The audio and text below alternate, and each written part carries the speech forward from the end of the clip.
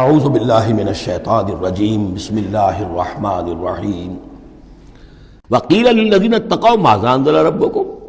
جو اہل تقوی ہیں، اللہ سے ڈرنے والے ہیں، جن کے دلوں میں وہ اخلاقی حس جو ہے وہ بیدار ہے، ابھی ان کی روح جو ہے وہ مری نہیں ہے، ابھی زندہ ہے، بیدار ہے۔ جب ان سے پوچھا جاتا ہے ماذا انزل ربکم، یہ کیا نازل کیا آپ کے پروردگار نے، جو محمد جو سنا رہے ہیں کلام، یہ کیسا ہے؟ قالوا خیرا، وہ کہتے ہیں بہت خیر، بہت بھلا، ہماری خیر کے لیے، ہماری بھلائی کے لیے۔ للذین احسنوا فی ہذہ الدنیا حسنہ، ایسے لوگ جنہوں نے اس دنیا کی زندگی کے اندر احسان کی، نیکی کی، بھلائی کی روش اختیار کی، ان کے لیے دنیا میں بھی حسنہ ہے، ولدار الآخرۃ خیر، اور آخرت کا گھر تو بہت ہی بہتر ہے، وَلَنِعْمَ دَارُ الْمُتَّقِينَ، اور کیا ہی اچھا ہے وہ متقیوں کا گھر۔ جنات عدن يدخلونها، وہ تو ریزیڈینشل گارڈنز ہوں گے، رہنے والے باغات ہوں گے جن میں وہ داخل ہوں گے، تجری من تحتها الانہار، ان کے دامن میں ندیاں بہتی ہوں گی، لہم فیہا ما یشاؤون، اور ان کے لیے وہاں ہر وہ شے ہوگی جو وہ چاہیں گے۔ کذالک یجزی اللہ المتقین، اس طرح اللہ بدلہ دے گا اپنے متقی بندوں کو۔ الذین تتوفاہم الملائکۃ طیبین، جن لوگوں کو جب فرشتے جو ہیں جب قبض کریں گے ان کی روحیں، تو وہ کریں گے کہ وہ بہت ستھری ہوں گی، روحیں بھی ستھری ہیں اور ان کی زندگیاں پاک و صاف ہیں۔ یقولون سلام علیکم، تو فرشتے خود ان سے کہیں گے آپ پر سلام ہو، ادخلوا الجنہ، جنت میں داخل ہو جائیے، بما کنتم تعملون، اپنے اعمال کے نتیجے میں۔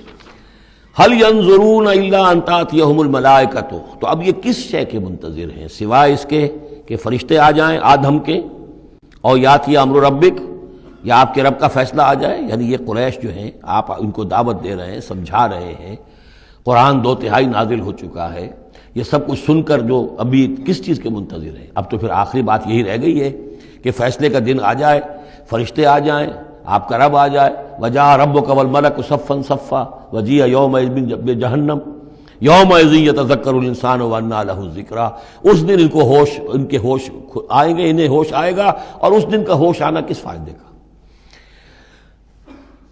فَهَلْ يَنظُرُونَ إِلَّا أَن تَأْتِيَهُمُ الْمَلَائِكَةُ، تو کس چیز کے منتظر ہیں یہ سوائے اس کے کہ آ جائیں ان کے اوپر فرشتے، اور یاتی امر ربک، یا آپ کے رب کا کوئی فیصلہ آ جائے۔ كَذَلِكَ فَعَلَ الَّذِينَ مِن قَبْلِهِمْ، یہی روش اختیار کی تھی انہوں نے بھی جو ان سے پہلے تھے۔ وَمَا ظَلَمَهُمُ اللَّهُ، اللہ نے ان پر ظلم نہیں کیا، قوم عاد پر، ثمود پر اللہ نے ظلم نہیں کیا، وَلَٰكِن كَانُوا أَنفُسَهُمْ يَظْلِمُونَ، وہ خود اپنی جانوں پر ظلم کر رہے تھے۔ فَأَصَابَهُمُ السَّيِّئَاتُ مَا عَمِلُوا، پھر ان پر واقع ہو کر رہیں وہ ساری برائیاں جو ان کے عمل کی تھیں، یعنی جو بھی انہیں بری سزا ملنی ہے وہ پاداش ہے ان کے برے اعمال کی۔ وَحَاقَ بِهِمْ، اور وہی شے جو ہے اس نے ان کو گھیر لیا، ما کانوا بہ یستہزئون، جس کا کہ وہ استہزاء کیا کرتے تھے، مذاق اڑایا کرتے تھے۔ وقال الذین اشرکوا لو شاء اللہ ما عبدنا من دونہ من شیء، اور کہتے ہیں یہ مشرک لوگ اگر اللہ چاہتا تو ہم اللہ کے سوا کسی کی پوجا نہ کرتے۔ اللہ تو علی کل شیء قدیر ہے، ہمیں وہ کرنے ہی نہ دیتا، ہمیں روک دیتا، ہمیں اس نے روکا نہیں۔ اس کا مطلب یہ ہے کہ امپلائڈ جو ہے اس کی طرف سے پرمیشن ہے، اجازت ہے۔ قال الذین اشرکوا لو شاء اللہ ما عبدنا من دونہ من شیء نحن ولا آباؤنا، نہ ہم کسی کو پوجتے اس کے سوا، نہ ہمارے آباء و اجداد پوجتے اگر اللہ چاہتا۔ ولا حرمنا من دونہ من شیء، اور اس کے حکم کے بغیر ہم نے کسی شے کو حرام نہ قرار دیا ہوتا۔ کذالک فعل الذین من قبلہم، اسی طرح کیا تھا انہوں نے بھی کہ جو ان سے پہلے تھے۔ فَهَلْ عَلَى الرُّسُلِ إِلَّا الْبَلَاغُ الْمُبِينُ، تو ہمارے رسولوں پر سوائے واضح طور پر پہنچا دینے کی اور کوئی ذمہ داری نہیں ہے۔ اس قسم کی جو کٹ حجتی ہے اور کج بحثی ہے، اس میں ہمارے رسول جو ہیں وہ تمہارے ساتھ جو ہے نہیں الجھیں گے، ان کا کام ہے پہنچا دینا، اگر انہوں نے پہنچا دیا ہے تو ان کا فرض ادا ہو گیا، باقی یہ کہ جواب دہی تمہیں کرنی ہے۔ وَلَقَدْ بَعَثْنَا فِي كُلِّ أُمَّةٍ رَسُولًا، اور ہم نے تو ہر امت میں ایک رسول بھیجا، ان اعبدوا اللہ واجتنبوا الطاغوت، وہ یہی پیغام لے کر آئے کہ اللہ کی بندگی کرو، پرستش کرو، اور طاغوت سے بچو، طاغوت کا انکار کرو۔ یہ سورہ بقرہ میں ہم پڑھ چکے ہیں۔ فمن یکفر بالطاغوت ویؤمن باللہ فقد استمسک بالعروۃ الوثقی، طاغوت طغا سے ہے، طغا سرکشی، جو بھی سرکش ہے اللہ کی بندگی اور اطاعت سے سرتابی کر رہا ہے وہ طاغوت ہے، وہ انسان ہو، وہ جن ہو، وہ کوئی ادارہ ہو، وہ کوئی ریاست ہو، کانسٹیٹیوشن ہو، کچھ بھی ہو،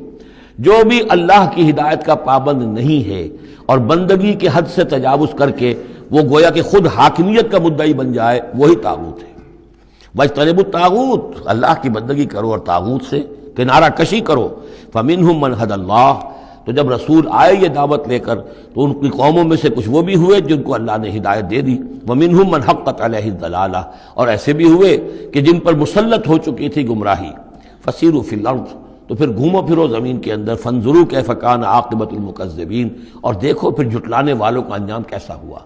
تمہارے قافلے جاتے ہی ہیں، تم اصحاب ہجر کی بستیوں سے بھی گزرتے ہو، تم نے وہ ثمود کے مسکن بھی دیکھے ہیں، ان کے کھنڈرات بھی دیکھے ہیں، تم نے وہ قوم مدین کا علاقہ بھی دیکھا ہے، تمہیں معلوم ہے کہ سدوم اور عمورہ کی بستیاں کہاں تھیں، یہ ساری چیزیں تمہارے علم میں ہیں۔ ان تحرص علی ہداہم، اے نبی صلی اللہ علیہ وسلم، اگر آپ کو بہت حرص ہے، بڑی خواہش ہے، بڑی آرزو اور تمنا ہے کہ یہ ہدایت پر آ جائیں، فإن اللہ لا یہدی من یضل، تو سن لیجئے اللہ ہدایت نہیں دیتا جس کی گمراہی پر اس کا فیصلہ ثبت ہو چکا ہو۔ نہیں، اللہ کا ایک قانون ہے، اس نے ہدایت منکشف کی، ایک آدمی پر ہدایت منکشف ہو گئی، اس نے رد کر دی، اللہ نے پھر اور موقع دیا، پھر اور موقع دیا، ایک وقت آ کر پھر اللہ تعالیٰ اب اس کی توفیق سلب کر لیتا ہے، اب وہ حق کو پہچان ہی نہیں سکتا، اب اس کی طرف سے مہر تصدیق ثبت ہو چکی ہے۔ اس کے بارے میں تو ختم اللہ علی قلوبہم وعلی سمعہم وعلی ابصارہم غشاوہ۔ اب اے نبی، آپ کتنی ہی خواہش رکھتے ہو، آپ کی کتنی ہی تمنا ہو، کتنی ہی آرزو ہو، کوئی آپ کا کتنا ہی قریبی عزیز ہو، آپ کو کتنی ہی اس کے بارے میں خواہش ہو، لیکن یہ کہ یہ اللہ کا فیصلہ ہے، جیسا کہ میں نے عرض کیا، ایک جگہ پر تو کھل کر کہا گیا انک لا تہدی من احببت ولکن اللہ یہدی من یشاء، آپ ہدایت نہیں دے سکتے جسے چاہیں، اللہ جس کو چاہے ہدایت دے سکتا ہے۔ آپ اپنی سی کوشش کیجئے، اپنا فرض ادا کیجئے اور بس۔ ان تحرص علی ہداہم فإن اللہ لا یہدی من یضل، جس کی ضلالت کا فیصلہ اللہ کی طرف سے ہو چکا پختہ، اب اللہ اسے ہدایت نہیں دے گا، وما لہم من ناصرین، اور ان کے لیے نہیں ہوں گے کوئی بھی مددگار۔ وَأَقْسَمُوا بِاللَّهِ جَهْدَ أَيْمَانِهِمْ، اور وہ اللہ کی قسمیں کھا کھا کر کہتے ہیں امکانی حد تک، لا یبعث اللہ من یموت، اللہ ہرگز نہیں دوبارہ اٹھائے گا اس کو جو مر جائے گا۔ میں نے آپ کو بتایا تھا کہ اکثر و بیشتر تو ان لوگوں کا قول یہ تھا کہ مرنے کے بعد اٹھیں گے اللہ کے ہاں، لیکن اللہ کے ہاں ہمارے سفارشی ہیں، وہ ہمیں چھڑا لیں گے۔ لیکن ایک طبقہ وہاں بھی موجود تھا ایسا کہ جو بعث بعد الموت کا سرے سے منکر تھا،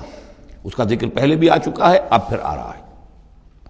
یہ کہتے تھے لا یبعث اللہ من یموت، نہیں اللہ اٹھائے گا، جو مر گیا مر گیا، گیا ختم ہوا، زندگی یہی ہے، ان ہی الا حیاتنا الدنیا نموت ونحیا وما نحن بمبعوثین۔ بلا، کیوں نہیں، وعدن علیہ حقاً، یہ وعدہ ہے اس کے ذمے، قائم ہے، پختہ ہے، اللہ یقیناً تمہیں جمع کرے گا۔ ولیکن اکثر الناس لا یعلمون، لیکن اکثر لوگ علم نہیں رکھتے۔ لیبین لہم الذی یختلفون فیہ، وہ جمع کرے گا، اٹھائے گا تاکہ واضح کر دے وہ تمام چیزیں جن میں وہ اختلاف کرتے رہے تھے۔